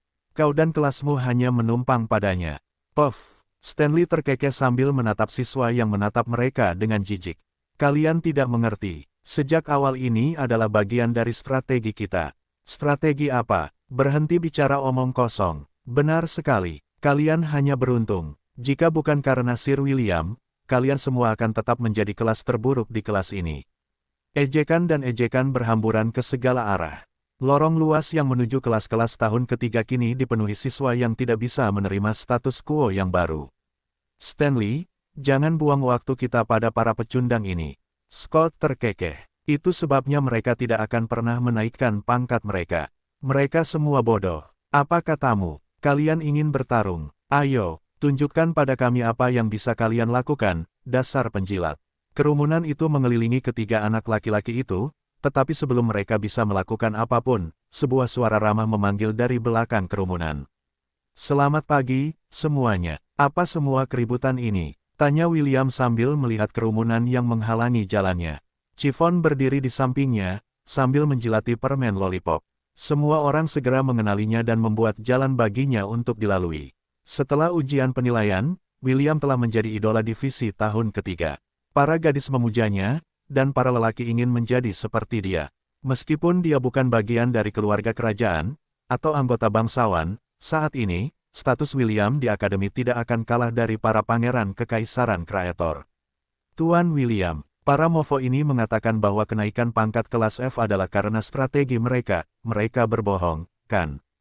Tuan William, aku benar-benar mengagumimu, sungguh, tapi bajingan-bajingan ini mengambil keuntungan dari semua kerja kerasmu. Itu membuatku jengkel. Ya, mereka bahkan bertindak seolah-olah merekalah yang bertanggung jawab membawa kelas F ke puncak. Beberapa keluhan lagi dilontarkan ke arah William. Beberapa menit kemudian, half-elf itu mengangkat tangan kanannya untuk memberitahu semua orang agar berhenti. Mereka mengatakan yang sebenarnya, kata William. Jika bukan karena Stanley, kelas F tidak akan berada di posisi kita sekarang. Semua berkat dialah semuanya menjadi seperti ini. Semua orang mengalihkan perhatian mereka ke anak laki-laki tampan itu, yang tampaknya sedang menunggu saat yang tepat ini. Stanley menjentikkan rambutnya yang berwarna coklat muda dengan tangannya dan mendesah. Itulah yang selama ini kucoba katakan kepada mereka, tetapi mereka tidak mau mendengarkan. Scott, anak laki-laki gemuk itu menggelengkan kepalanya tanpa daya saat dia mengamati wajah-wajah kerumunan yang telah mengelilingi mereka dari semua sisi. Terkadang, kebenaran sulit dipercaya, tetapi tetap saja itu kebenaran, kata Scott bijak. Bahkan jika Sir William berhasil mendapatkan hampir 7 juta poin, itu tidak akan cukup bagi seluruh kelas untuk mencapai posisi nomor 1. Stanley menganggukkan kepalanya. Ini yang disebut kerja tim.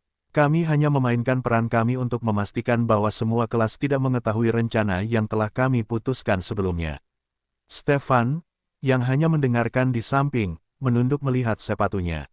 Dia tidak berani mengangkat kepalanya karena dia takut tidak bisa menahan ekspresi serius dari semua omong kosong yang diucapkan kedua sahabatnya. Benar, itu kerja tim, William setuju sambil berjalan menuju ketiga teman sekelasnya. Dia berjalan sambil memegang tangan Chiffon karena dia ingin semua orang mengubah pendapat mereka tentang gadis kecil yang mereka sebut pemakan sampah. Karena semua orang fokus pada William, mereka tidak memperhatikan gadis kecil yang ada di sampingnya. Baru setelah mereka sadar kembali, mereka mengenali gadis berambut merah muda yang telah mereka ejek dan hina di belakangnya. Tuan William, mengapa Anda bersama pemakan sampah? Salah satu anak laki-laki dari kelas D bertanya. Siapa yang tahu apa yang dia makan untuk sarapan? Mungkin dia pergi ke tempat pembuangan sampah untuk makan makanan busuk yang dibuang dapur. Seseorang seperti dia tidak layak berada di sampingmu, Sir William, seorang gadis cantik berkata. Menemaninya hanya akan menodai nama baikmu. Pemakan sampah. Menjauhlah dari Sir William. Para siswa mengalihkan perhatian mereka pada gadis berambut merah muda yang tubuhnya gemetar karena tatapan tajam mereka. William memeluknya erat-erat sambil melotot ke arah mereka yang mengejeknya. Sejak hari ini, ketahuilah bahwa gadis ini akan berada di bawah asuhanku, William menyatakan. Dia tidak akan lagi pergi ke tempat pembuangan sampah untuk makan, dan dia juga tidak akan tidur di kandang.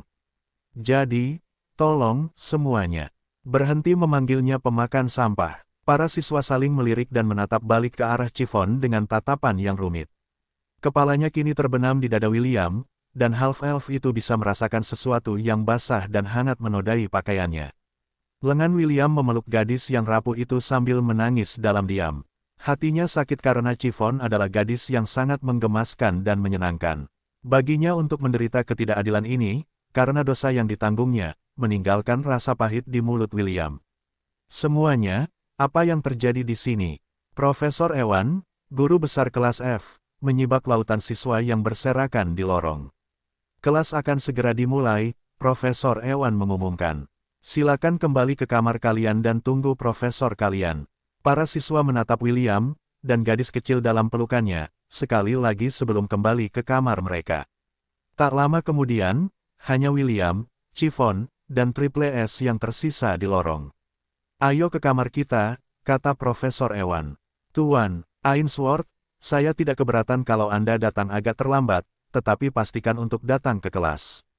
Apakah Anda mengerti? Ya, Profesor. Bagus. Profesor Ewan menggiring 3 anak laki-laki lainnya ke dalam kelas, sementara William menepuk kepala gadis yang menangis yang memeluknya erat. Tidak apa-apa, kata William lembut. Mereka akan segera berubah pikiran. Chiffon sangat imut dan menggemaskan, saya yakin setelah 1 atau 2 bulan, orang-orang akan mulai mendekati Anda untuk menjadi teman Anda. Saya tidak butuh teman, jawab Chiffon. Saya hanya butuh Will, Ian, Sidoni, B1, dan B2. Saya tidak butuh orang lain. Tangan William yang mengusap kepala Chiffon berhenti ketika mendengar jawaban gadis kecil itu. Dia, Ian, dan Putri Sidoni bisa dimengerti. Namun, yang mengejutkannya adalah Chiffon menganggap B1 dan B2 sebagai teman. Merasa tangan yang menepuk kepalanya telah berhenti, Chiffon mengangkat tangannya dan meraihnya. Ia kemudian membuat gerakan menepuk-nepuk kepala gadis kecil itu, menggunakan tangan William. Hati si half-elf hampir meleleh karena gerakan imut Chiffon, jadi ia segera kembali mengusap kepala gadis kecil itu hingga akhirnya ia tenang. Ini buruk, pikir William. Apakah seperti ini rasanya memiliki hewan peliharaan? Ia belum pernah memiliki hewan peliharaan sebelumnya, tetapi berada di dekat Chiffon seperti merawat hewan peliharaan kecil yang menggemaskan yang mengikutinya kemana-mana. 10 menit kemudian, William dan Chiffon memasuki kelas mereka. Noda-noda di seragamnya telah dikeringkan menggunakan kekuatan sihir. Ia juga menggunakan sapu tangannya untuk menyeka noda air mata dari wajah Chiffon dan menggunakan sedikit sihir air untuk membersihkannya. Ian telah kembali ke kelas A untuk menjaga Putri Sidoni. Ulang tahunnya hanya tinggal 10 hari lagi, dan perayaannya akan diadakan di Grand Ballroom Silverwind Academy. Awalnya, acara itu seharusnya diadakan di Istana Kerajaan.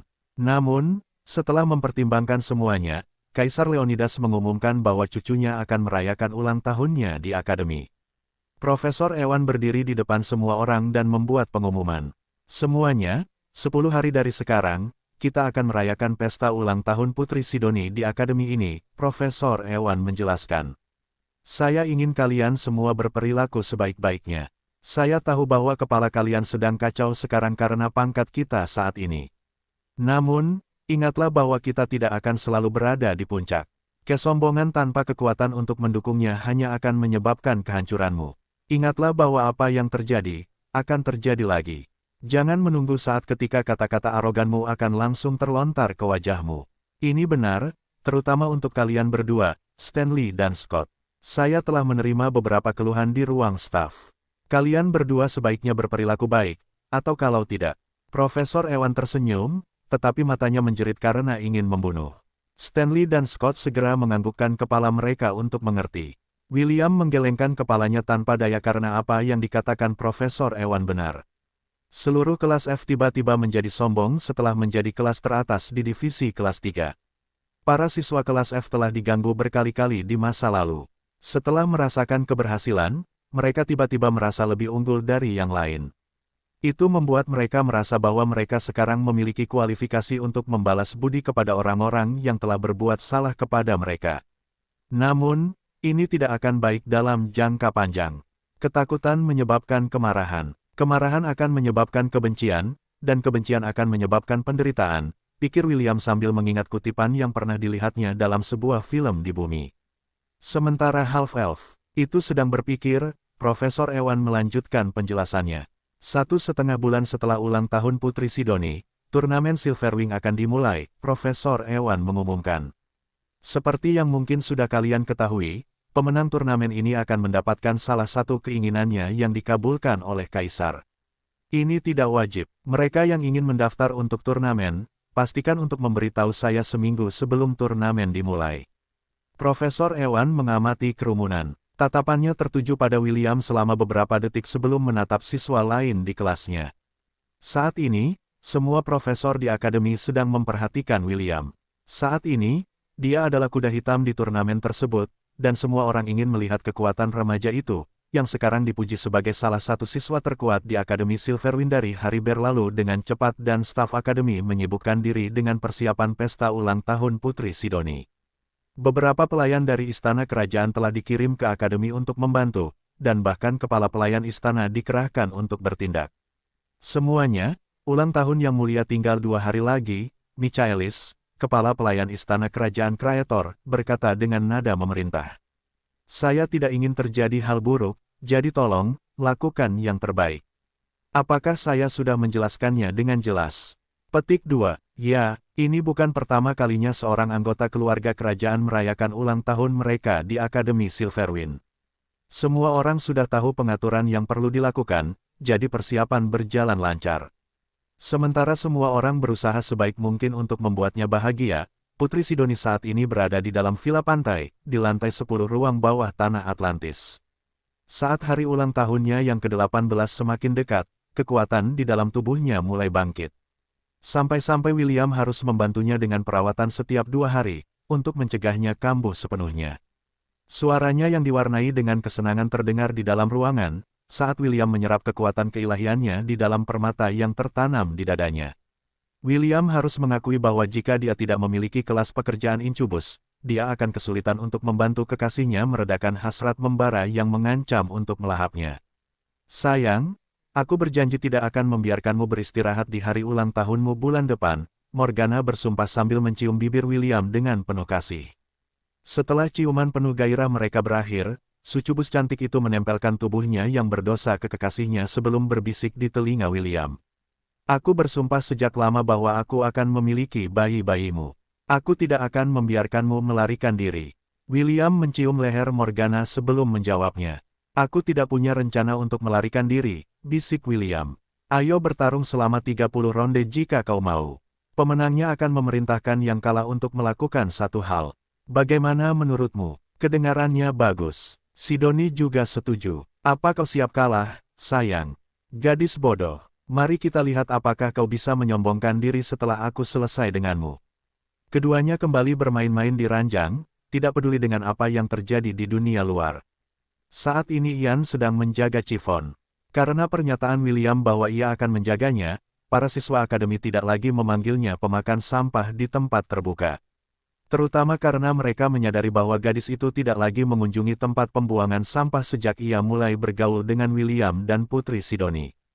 Perubahan dalam rutinitasnya ini membuat siswa lain hampir melupakan hal-hal yang telah dilakukannya di masa lalu. Selain itu, Chiffon tidak hanya diberi makan dengan baik, tetapi juga dirawat dengan baik. Seragamnya bersih, rambutnya halus dan lembut, dan kulitnya putih dan berseri. Setelah berminggu-minggu menjalani rehabilitasi, gadis berambut merah muda yang diejek semua orang itu seperti bunga yang mekar dengan aroma melati. Bahkan anak laki-laki di akademi mulai memperhatikan gadis yang cantik dan menggemaskan ini, yang tampaknya telah berubah dari ulat menjadi kupu-kupu yang cantik.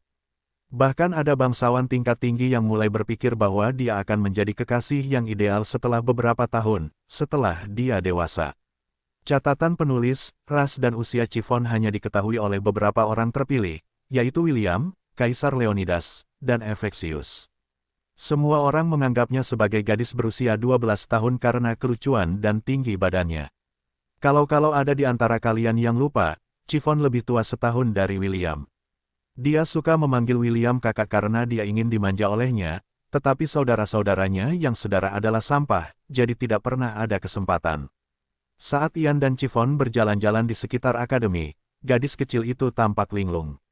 Meskipun dia tidak keberatan berada di dekat Ian, dia masih lebih suka memegang tangan William. Meskipun terasa kasar saat disentuh, hatinya terasa damai setiap kali mereka bersama.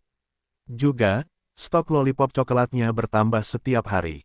William mampu membuat 50 dari setiap jenis lollipop, kecuali lollipop merah muda.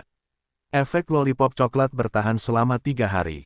Bahkan jika Chiffon mengunyah satu, itu tidak menjadi masalah besar.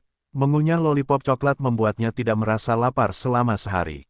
Saat ini, dia memiliki ratusan lollipop di cincin penyimpanannya, jadi dia merasa tenang. Catatan penulis, karena dia adalah dosa kerakusan, efek lollipop coklat berkurang. Alih-alih 3 hari, efeknya hanya bertahan sehari. Chiffon sekarang juga bisa menikmati makanan biasa seperti orang normal. Saat itu, dia tidak benar-benar punya kemewahan untuk menikmati rasa makanan, karena rasa laparnya telah mengaburkan indera lainnya. Terkadang, dia terbangun di tengah malam sambil menangis karena dia bermimpi buruk. Mimpi di mana kehidupannya saat ini, dan kebahagiaan yang dia alami, hanyalah ilusi. Jika bukan karena fakta bahwa dia tidur di samping Putri Sidoni setiap malam, gadis berambut merah muda itu mungkin menderita gangguan saraf. Dia tidak ingin kembali ke hari-hari yang gelap dan sulit ketika dia harus berjuang sendirian. Chiffon lebih suka tetap bermimpi dan tidak pernah bangun, jika kenyataan yang menantinya saat membuka mata adalah mimpi buruk yang harus ia hadapi selama sisa hidupnya. Ian, kapan Big Brother akan kembali? Tanya Chiffon saat keduanya duduk di salah satu bangku yang menghadap monumen raksasa hitam di alun-alun. Jangan khawatir, dia akan segera kembali. Ian menepuk kepala Chiffon. Kenapa? Apa kau sudah merindukannya? Chiffon mengangguk sebelum melihat monumen raksasa tempat nama-nama siswa paling berprestasi di akademi itu terlihat. Nama William bersinar terang di bagian paling atas monumen itu, dan Chiffon memandanginya sambil cemberut. Meskipun dia tahu bahwa William adalah tunangan Putri Sidoni, dia tidak bisa menahan rasa iri pada putri cantik itu karena dia memiliki apa yang tidak dimilikinya. Ketika keduanya berciuman di depan asrama putri beberapa hari yang lalu, dia merasakan sedikit nyeri di dadanya. Dia tidak mengerti mengapa dia merasa seperti itu. Setelah meninggalkan Whispering Wind Tavern, dia telah berkonsultasi dengan William tentang rasa sakit yang dia rasakan saat itu. Yang dilakukan half-elf saat itu adalah meletakkan tangannya di atas kepala Chiffon dan menutup matanya. Chiffon merasakan sedikit sensasi geli saat William mengaktifkan Life Mage Job kelas miliknya dan menggunakan pemindaian diagnostik pada tubuh gadis kecil itu untuk memeriksa apakah ada yang salah dengannya. Hasil tes menunjukkan bahwa semuanya baik-baik saja, dan Chiffon sangat sehat. Gadis berambut merah muda itu mempercayai William dengan sepenuh hatinya, jadi ketika half-elf mengatakan kepadanya bahwa tidak ada yang salah dengannya, dia pikir itu hanya isapan jempol belaka. Namun, setiap kali gambaran sang putri mencium William muncul di benaknya, sedikit rasa sakit itu kembali dan membuat Chiffon merasa tidak nyaman. "Ian, apakah dadamu kadang-kadang sakit?" tanya Chiffon. "Dadaku sakit dari waktu ke waktu." Ian mengerutkan kening, dan memutuskan untuk bertanya lebih lanjut kepada Chiffon tentang rasa sakit yang dialaminya. Meskipun dia bukan ahli dalam pengetahuan medis, dia tetap tahu dasar-dasar tentang cara menangani penyakit sederhana. "Rasa sakit seperti apa yang kamu rasakan?" tanya Ian. "Apakah itu rasa sakit yang tumpul, rasa sakit yang tajam, atau rasa sakit yang menyengat?"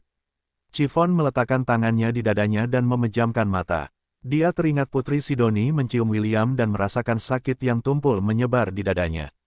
"Itu rasa sakit yang tumpul," jawab Chiffon. "Jika aku menahan gambar itu cukup lama, aku merasa seperti akan mati lemas karena rasa sakitnya." "Gambar? Gambar apa?" "Gambar Sidoni mencium Big Brother. Rasa sakitnya, itu menyesakkan.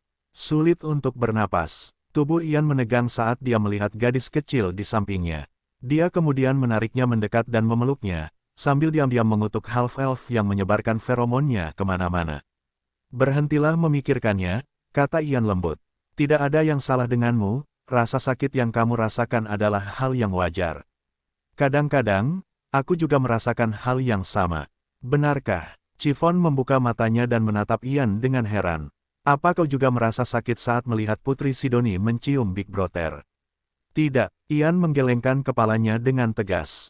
"Namun, saat itu, aku juga merasakan perasaan yang sama. Ya, dulu, saat William bersama Wendy, Ian merasakan hal yang sama. Rasa sakit yang tumpul di dadanya saat dia melihat pasangan mesra yang terang-terangan menunjukkan kemesraan mereka di depan umum. Apakah rasa sakit ini benar-benar normal? Ya, sebenarnya." Ian ragu apakah harus mengatakan yang sebenarnya kepada gadis kecil itu atau tidak. Mungkin itu hanya cinta, pikir Ian. Karena William adalah orang pertama yang memperlakukannya dengan baik, dia merasakan keterikatan dan rasa suka tertentu padanya. Saat perhatian itu teralih ke orang lain, dia tanpa sadar merasa cemburu. Ian mendesah dalam hati dan mengutuk remaja berambut merah itu untuk kedua kalinya. Saat ini, dia tidak bisa memberitahu William apa yang sedang dialami gadis kecil itu. Ada kemungkinan William akan menjauhkan diri dari Chiffon, untuk mencegah gadis kecil itu mengembangkan perasaan padanya. Ia tahu bahwa jika itu terjadi, Chiffon mungkin akan menutup hatinya terhadap orang lain dan kembali ke keadaannya di masa lalu. Ian tidak ingin melihat itu terjadi karena ia menganggap gadis kecil itu terlalu menyedihkan. "Chiffon, jangan beritahu siapapun tentang ini, oke?" kata Ian sambil memegang tangan Chiffon dengan erat. "Bahkan kepada Will pun tidak. Ini akan menjadi rahasia kita. Bisakah kau berjanji padaku?" Chiffon menganggukkan kepalanya. Meskipun ia tidak mengerti mengapa ia harus merahasiakan rasa sakit yang ia rasakan dari William, ada sesuatu dalam dirinya yang mengatakan bahwa Ian benar. "Lalu, apa yang harus kulakukan jika aku merasakan sakit yang sama lagi?" tanya Chiffon sambil menatap lurus ke mata Ian. Ian menatapnya dengan mantap dan tersenyum. "Sederhana saja, setiap kali kau merasakan sakit seperti itu, yang perlu kau lakukan adalah..." Chiffon mendengarkan saran Ian dan memejamkan matanya. Begitu ia mengikuti saran Ian, rasa sakit di dadanya menghilang dan digantikan oleh perasaan hangat dan bahagia. Sudut bibir gadis kecil itu sedikit terangkat. Sangat sulit dideteksi, jadi Ian tidak dapat melihatnya. "Ian, kau benar," kata Chiffon dengan mata yang masih terpejam. "Aku tidak lagi merasakan sakit. Aku merasa hangat dan aman." "Memem," Ian bergumam. Ian kemudian memeluk gadis kecil itu lebih erat. Ian dengan tulus berharap agar Chiffon menemukan kebahagiaan dalam hidupnya. Sama seperti bagaimana ia menemukan kebahagiaannya, dalam pelukan orang yang dicintainya. William menatap cermin sambil merapikan rambutnya. Saat itu pukul 6 sore, dan pesta di Grand Ballroom Academy sudah berlangsung meriah. Half-elf itu tidak berniat pergi lebih awal karena dia tidak ingin menjadi pusat perhatian. Percakapan singkatnya dengan Pangeran Jason telah menjadi gosip menarik di antara para bangsawan, dan banyak yang menantikan bagaimana dia akan bersikap di pesta ulang tahun itu. Jika dia bisa, dia tidak akan repot-repot ikut pesta. Namun, Sidoni telah memintanya untuk pergi, jadi dia tidak punya pilihan selain pergi. William menatap pantulan dirinya di cermin dan tersenyum. "Nona, bersiaplah untuk patah hati," kata William sambil berpose ramah di depan cermin. "Tuan ini, sudah punya pacar." Petik 2. Ian, yang berada di ruangan yang sama dengan William, menggelengkan kepalanya tak berdaya. Dia sudah tahu bahwa William terkadang bisa bersikap kekanak-kanakan, dan dia tidak berdaya melawannya. "Ayo pergi," kata Ian sambil mendekati remaja berambut merah yang tampak sangat tampan dalam setelan jasnya. "Sidoni dan Chiffon sudah ada di sana. Jangan membuat mereka menunggu." William mengangguk. Ia melirik cermin sekali lagi sebelum keluar dari ruangan. Ian memainkan perannya sebagai pengikut William, dan berjalan beberapa langkah di belakangnya. Mereka telah sepakat mengenai beberapa hal tentang apa yang akan mereka lakukan di pesta itu, dan salah satunya adalah melobi seorang pangeran yang berusaha mendapatkan Putri Sidoni. Tidak butuh waktu lama sebelum mereka tiba di tempat tujuan. Beberapa pengawal kerajaan berpatroli di daerah sekitar untuk memastikan tidak ada hal yang tidak diinginkan terjadi selama acara penting ini. Begitu William melangkah masuk ke dalam ballroom, Chamberlain mengumumkan namanya, yang membuat semua orang melihat ke arahnya. William berjalan dengan anggun, yang tidak akan kalah dari anggota keluarga kerajaan. Ia telah mengenakan Sun Knight Job Class, yang sangat meningkatkan karismanya, membuat para wanita yang melihatnya tertawa terbahak-bahak. Putri Vanessa menatap half-elf dari tempatnya duduk dengan ekspresi serius. Dia juga mendengar apa yang terjadi di kedai setelah dia dan saudara kembarnya pergi. Sang putri tidak percaya bahwa seseorang akan memperlakukan kekasihnya seperti itu, dan itu membuatnya tidak menyukai half-elf tampan yang tampaknya menikmati perhatian yang diberikan semua orang kepadanya.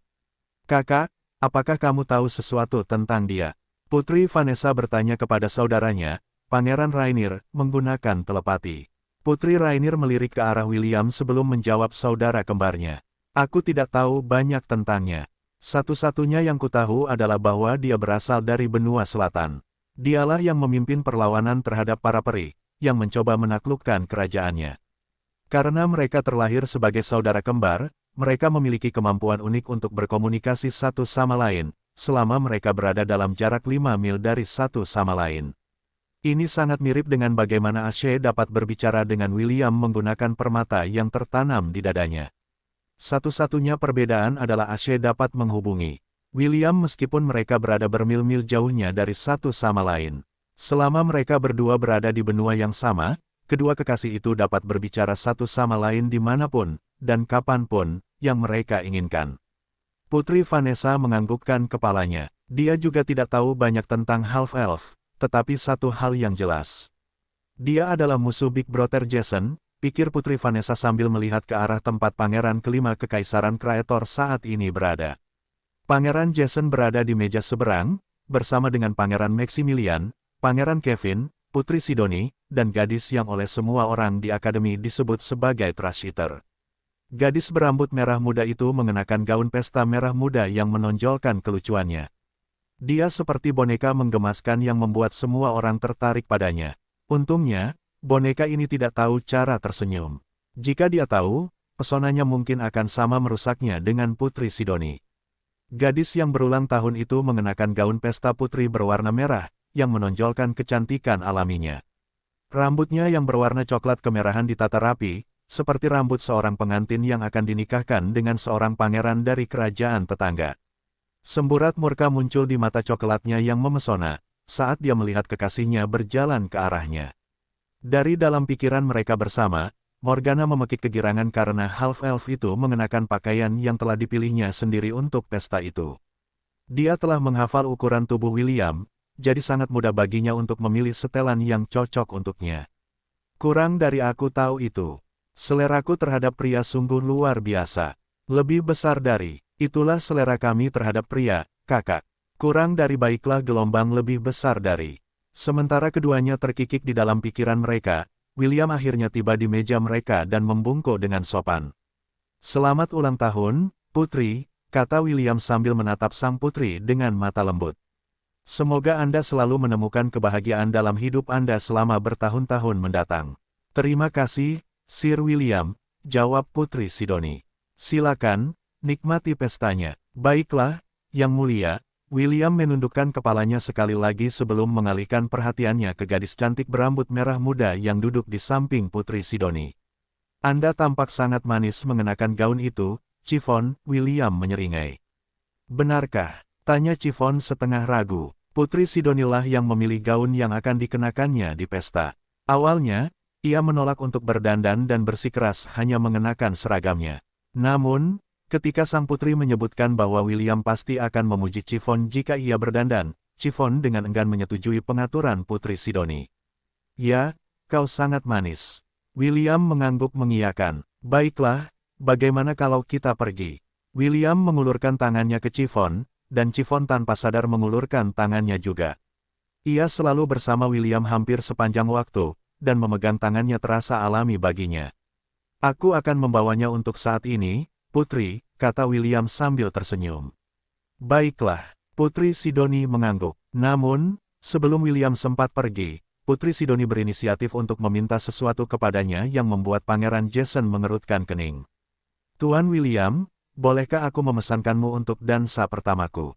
Putri Sidoni bertanya dengan nada menggoda. Pangeran Jason menatap sang putri sebelum melotot ke arah William.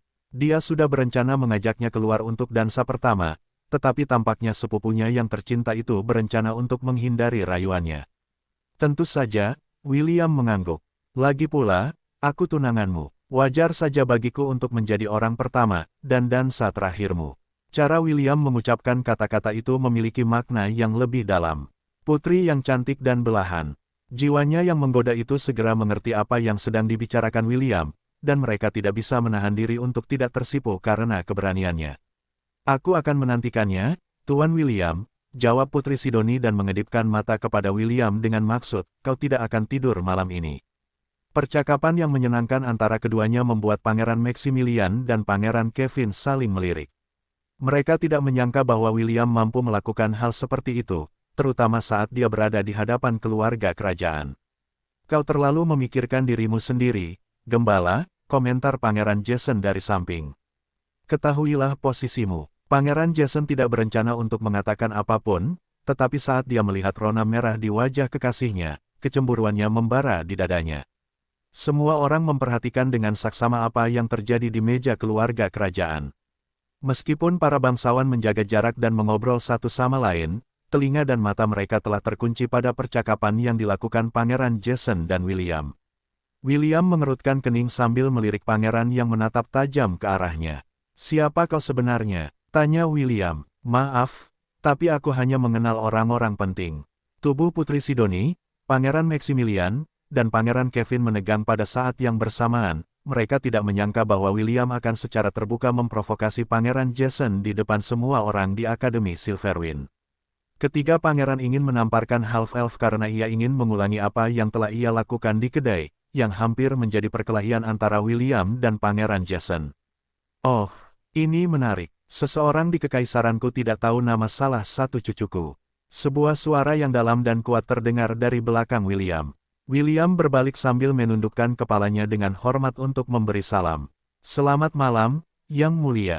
William menyapa Kaisar Leonidas. Kaisar Leonidas mengangguk singkat sebagai tanda terima sebelum mengulangi pertanyaannya. "Katakan padaku, apakah kau benar-benar tidak tahu namanya?" tanya Kaisar Leonidas. Efeksius yang berdiri tidak jauh dari Kaisar mendesah dalam hati. Kaisar Kekaisaran Kreator adalah seseorang yang melindungi reputasi keluarga kerajaan. Siapapun yang berani menginjak-injak martabatnya akan dikirim ke penjara untuk disiksa selama seminggu penuh, sebelum mengirim mereka ke tiang gantungan untuk dieksekusi. "Maaf, tetapi aku tidak benar-benar tahu siapa dia," jawab William tanpa rasa takut. "Kenapa aku harus repot-repot mencari tahu nama orang yang sedang menatap tunanganku dengan mata penuh nafsu?" Semua murid, termasuk para profesor di dalam aula besar, menarik napas dalam-dalam setelah mendengar kata-kata William. Meskipun mereka terkejut karena half-elf berani membantah kaisar mereka lebih terkejut lagi dengan bom yang dilemparkan William kepada mereka. Pandangan mereka tertuju pada pangeran kelima Kekaisaran Kraetor yang memiliki ekspresi tenang di wajahnya. Jika apa yang dikatakan William benar, reputasi Pangeran Jason akan hancur, dan dia akan menjadi bahan gosip paling menarik yang pernah didengar Kekaisaran Kraetor dalam waktu yang lama. Aku tidak tahu apakah kau sangat berani, atau sangat bodoh, komentar Kaisar Leonidas sambil menilai pemuda di depannya. Kurasa yang terakhir, William terkekeh sambil menghadapi Kaisar dengan senyum jahat. Itu juga yang dipikirkan para peri, sebelum mereka dibantai. Mereka menganggapku sebagai orang desa bodoh yang hanya tahu cara memelihara domba di pedesaan. Lelucon bagi mereka, aku bukanlah seseorang yang bisa mereka injak dengan enteng. Anda seharusnya melihat ekspresi di wajah mereka, yang mulia, ketika demigod mereka. William tidak menyelesaikan kata-katanya dan membiarkannya menggantung di udara. Kata-katanya mengandung keyakinan dan bahkan petunjuk halus bahwa dia bisa melakukan hal yang sama kepada demigod dari Kekaisaran Kraetor, jika mereka bertindak terlalu jauh dan membuatnya kesal. Tentu saja, ini hanya gertakan.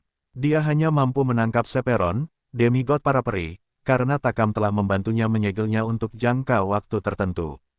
Jika kubus saku itu sendiri digunakan untuk melawan seorang demigod, kubus itu akan segera dihancurkan, dan penangkapannya akan secara otomatis gagal.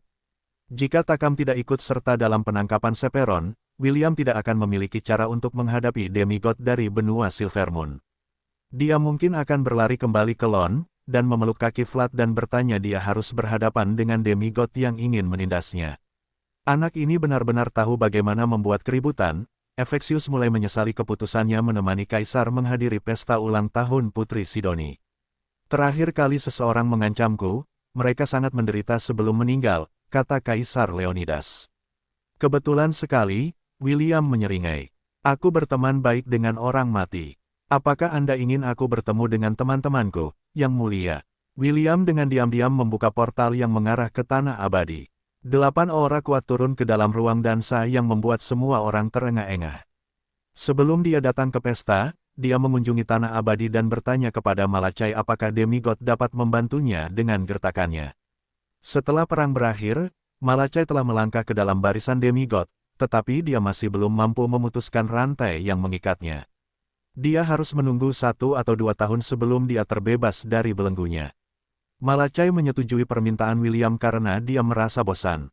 Karena tidak ada yang bisa dilakukan di Tanah Abadi, menakut-nakuti Kaisar Manusia adalah cara yang baik untuk menghabiskan waktu.